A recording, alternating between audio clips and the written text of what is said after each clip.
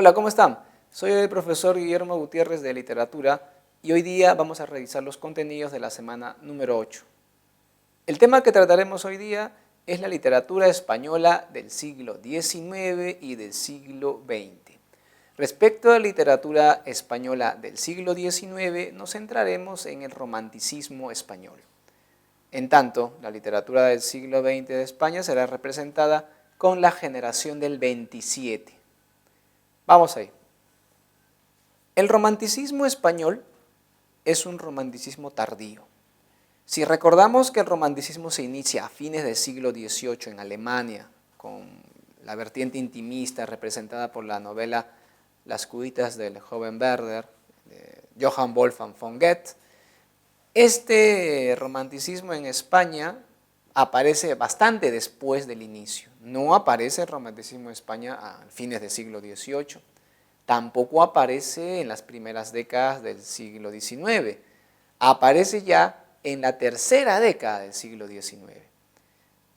Este romanticismo español entonces es tardío, pero guarda bastante semejanza con el romanticismo europeo, en tanto se desarrolla la vertiente historicista, hay autores que se preocupan por el pasado de España, su tradición popular, también hay un romanticismo preocupado por el tema del intimismo, es decir, poetas que exaltan la parte sentimental.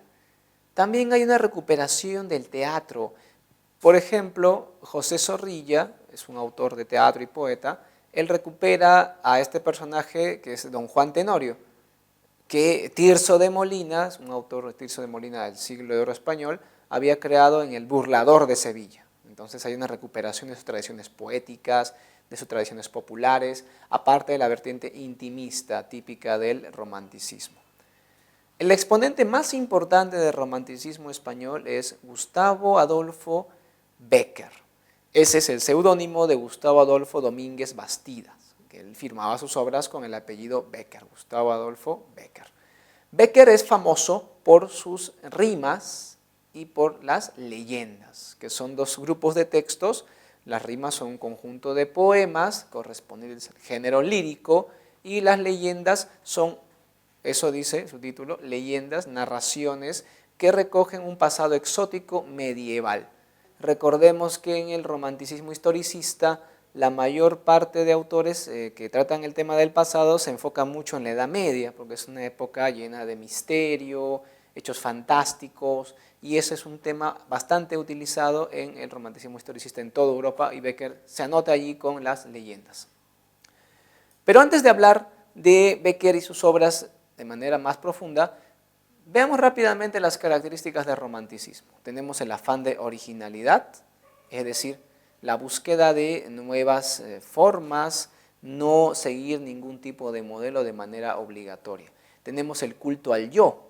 El culto al yo es seguir siempre con la intención de lograr exaltar al autor, exaltar al emisor, los sentimientos, la pasión, la perspectiva. Es totalmente contrario al neoclásico que busca más bien educar, formar al receptor. También encontramos la angustia metafísica. Muchos estudiantes se angustian con este tema de la angustia porque no pueden explicarlo y tienen problemas. Sencillamente la angustia metafísica es dudar de que la razón puede explicar todos los aspectos de nuestra vida. Hay temas que la razón no puede explicar, por ejemplo, la muerte. ¿Qué pasa después de la muerte? ¿Hay una vida eterna?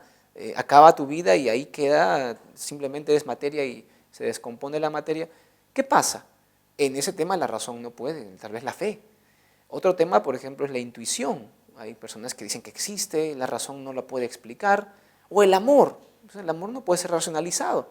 Entonces hay temas que como no pueden ser racionalizados, aparecen temas metafísicos, aparece una angustia metafísica. El romántico es alguien que no puede confiar en la razón y prefiere llevarse por otros medios alternativos, como la intuición, la tradición o los sentimientos. Entonces, esa es la angustia metafísica, desconfiar de la razón. La angustia a los temas metafísicos que prefiere el romántico derivar a otras maneras de conocimiento no relacionadas con la razón.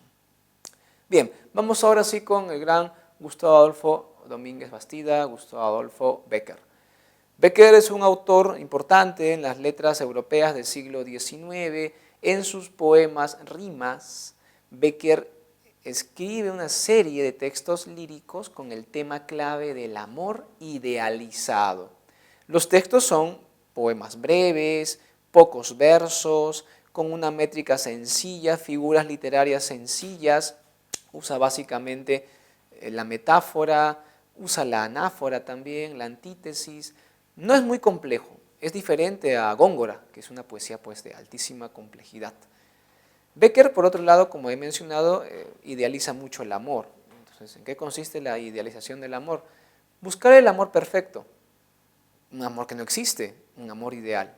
Por lo tanto, sus temas, los subtemas que se desarrollan están relacionados con la pasión que aparece de manera súbita, el sentimiento amoroso, el flechazo, como le dicen, la vida ajena al amor que como no han podido realizarse en la perfección, es una vida triste, una vida llena de melancolía por el pasado que se vivió, una promesa que nunca se cumplió.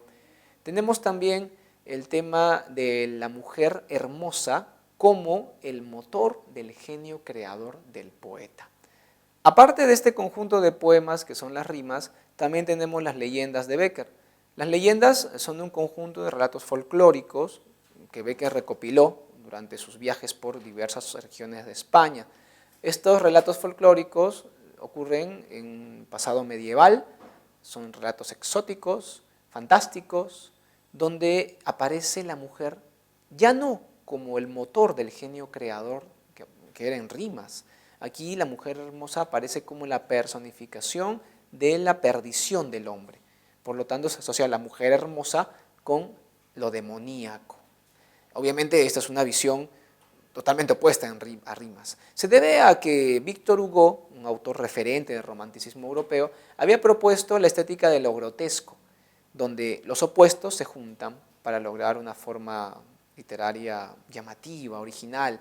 Víctor Hugo había dicho: la belleza de los clásicos, los grecolatinos, se basa en el equilibrio. Yo quiero hacer una estética que se base en los contrapuestos, y esa es la estética de lo grotesco. Recordemos, por ejemplo, a esta imagen de la bella gitana y Quasimodo, esta chica llamada Esmeralda, y el horrendo Quasimodo, que es jorobado, visco y cojo y amorfo, y que están juntos. Esa es la estética de lo grotesco. Becker aplica esta estética a sus leyendas. Él recopila estos relatos orales y los convierte en relatos literarios y cultos, dándoles un estilo pues mucho más elegante que el original, que eran las narraciones orales de diversas regiones de España. Pero en todos ellos siempre aparece la mujer hermosa asociado con la perdición del hombre. Así, en leyendas, Becker, aparte de seguir la tradición del romanticismo historicista, aplica una de las teorías más interesantes de la poética narrativa de Victor Hugo, el gran narrador francés, el gran autor francés del romanticismo europeo del siglo XIX. Vamos ahora a revisar las preguntas correspondientes a esta parte.